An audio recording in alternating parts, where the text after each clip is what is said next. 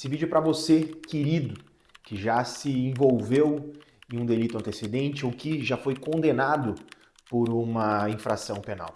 Esse vídeo é para você que já se viu envolvido em um processo, em um caso criminal. Começa esse vídeo com uma historinha. Cliente, fulano de tal, veio me procurar, chegou até mim, até o meu escritório, apavorado. Tinha sofrido um mandado de busca e apreensão e, após isso, agora estava com um prazo aberto para se defender de uma denúncia que podia gerar uma pena superior a 20 anos de cadeia. Ele me contou que, antes disso, há alguns anos atrás, ele praticou um crime.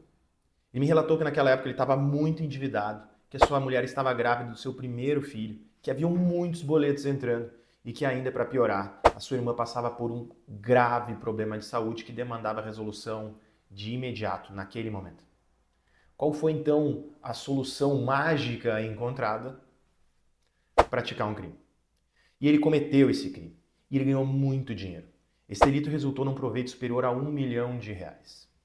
Pois bem, tudo tem um preço. Apesar de milionário, ele foi descoberto pelas autoridades. Descoberto e condenado. Passou longos e dolorosos anos preso. Após o cumprimento de pena no regime fechado, ele voltou a trabalhar, estava tocando sua vida e pouco a pouco as coisas começavam a fluir e a se encaixar. Ele começava a dar aos poucos a volta por cima. É bem verdade que ele tinha conseguido usufruir e gastar um pouco do valor obtido naquele delito antecedente, todavia a sua vida estava decolando de forma absolutamente regular. Ele finalmente estava conseguindo ser um pai e um marido presente. Ele possuía uma empresa lista que, de fato, estava sendo bastante rentável, mas nem tudo são flores. Foi aí que o drama começou novamente, com esse novo processo que fez com que ele viesse, então, até o meu escritório. Ele já tinha cumprido pena, não estava se envolvendo em atividades ilícitas, mas tinha um novo processo que poderia o levar a longos e novos anos de cárcere. Era como se o Estado não deixasse que ele tivesse uma segunda chance. Como já tinha dito Bob Marley, a pior parte do fim é o recomeço. Como vocês bem já devem imaginar, tratava-se de processo que imputava lavagem de capitais e organização criminosa.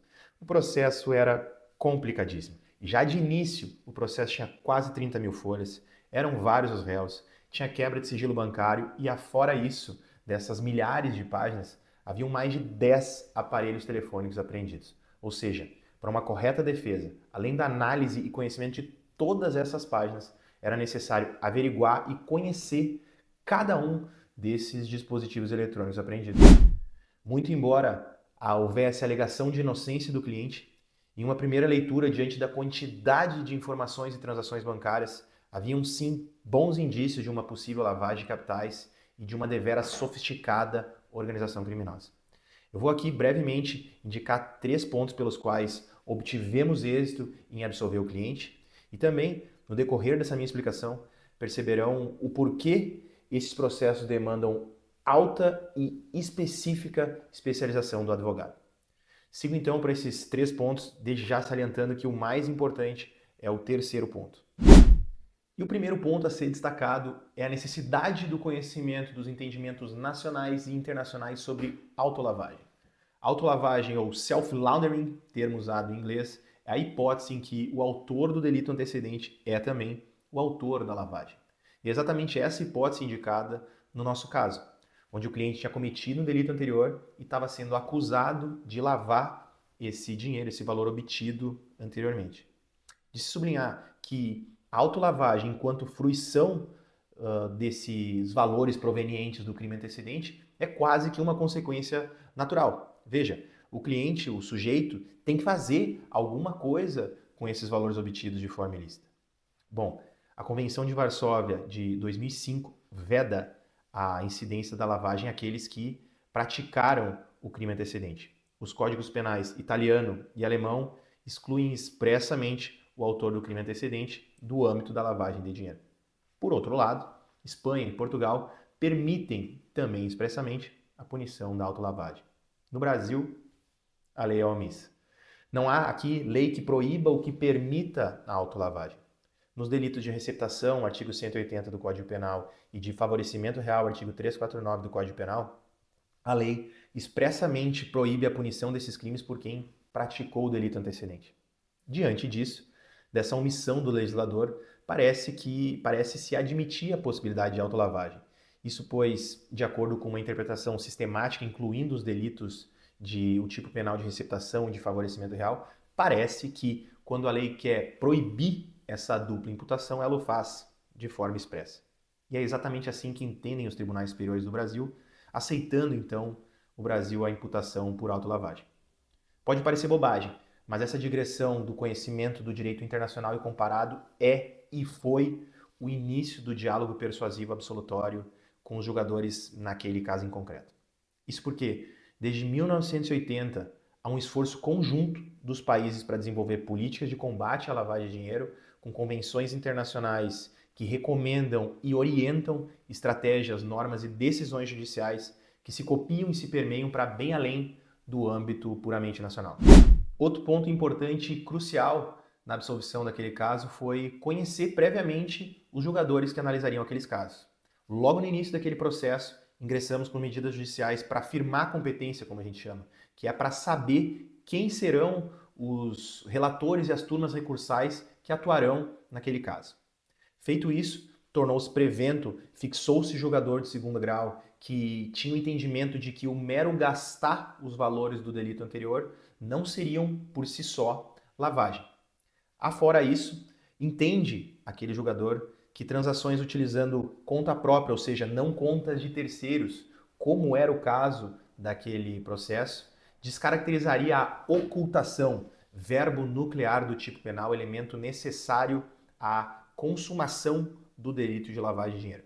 Isso porque transações em nome próprio são facilmente rastreáveis pelos órgãos de controle e sistema bancário.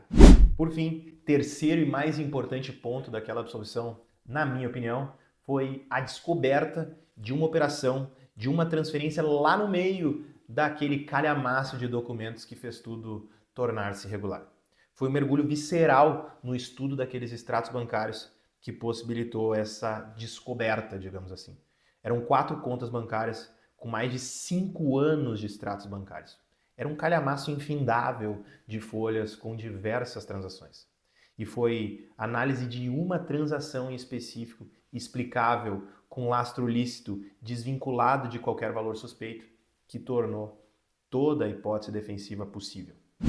E de tanto ver triunfar as nulidades, de tanto ver prosperar a desonra, de tanto ver crescer a injustiça, de tanto ver agigantarem-se os poderes nas mãos dos maus, o homem chega a desanimar-se, a rir-se da honra, a ter vergonha de ser honesto. Rui Barbosa. Esse caso que eu trouxe aqui hoje para vocês, ele foi dificílimo.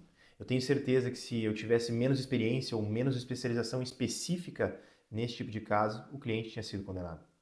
Afora o conhecimento, tempo também é crucial. A advocacia criminal séria é artesanal. E essa advocacia criminal não permite que eu tenha milhares de processos. Uma advocacia de massa, como talvez funcione em outras áreas do direito. Sem tudo isso, sem essa alta especialização e disponibilidade para conhecer essas 30 mil folhas do processo e aparelhos telefônicos apreendidos, possivelmente o inocente teria cumprido pena, teria cumprido mais longos anos de prisão. Henry Ford disse que o insucesso é apenas uma oportunidade para começar de novo com mais inteligência. Todos nós merecemos uma segunda chance. E graças ao bom trabalho, esse cliente pai, com uma família linda, gerador de empregos, empresário, pôde dar essa volta por cima e pôde usufruir de uma segunda chance.